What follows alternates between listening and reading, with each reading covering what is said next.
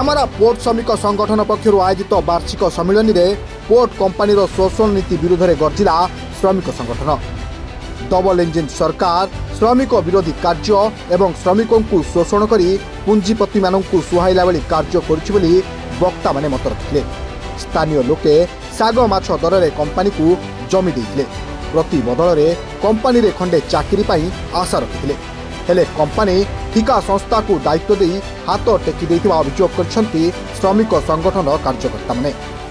CI2 एकमात्र केंद्रीय श्रमिक संगठन नुहे, सारा भारत वर्ष रे समस्त केंद्रीय श्रमिक संगठन INTUC, AITUC, CI2, HMS एवं समस्त केंद्रीय श्रमिक फेडरेशन मान आज देश तमाम रे आजादी बहु पूर्व श्रमिक श्रेणी अधिकार जो धर्मघट करिवार अधिकार, लड़ाई करिवार अधिकार, यूनियन गठन करिवार अधिकार, ये समस्त आईन 1926 मसीहा, 1947, 1948, 1951, 1956 मसीह श्रमिक श्रेणी लड़ाई करी पाइथिला।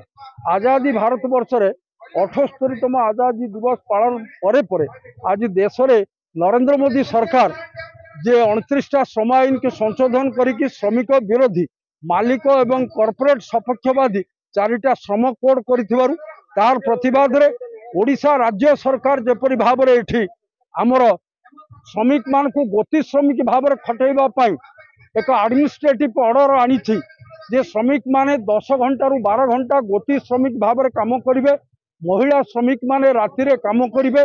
तार प्रतिवाद रे एवं आम धामरा पोर्ट रे कार्यरत 5000 रु अधिक श्रमिक मान को आदानी मैनेजमेंट जेपरि भाव रे न्यायच्युत मजूर रु वंचित करूची एवं समस्त श्रम आईन रे थिबा सुविधा सुजोग रु वंचित करूची।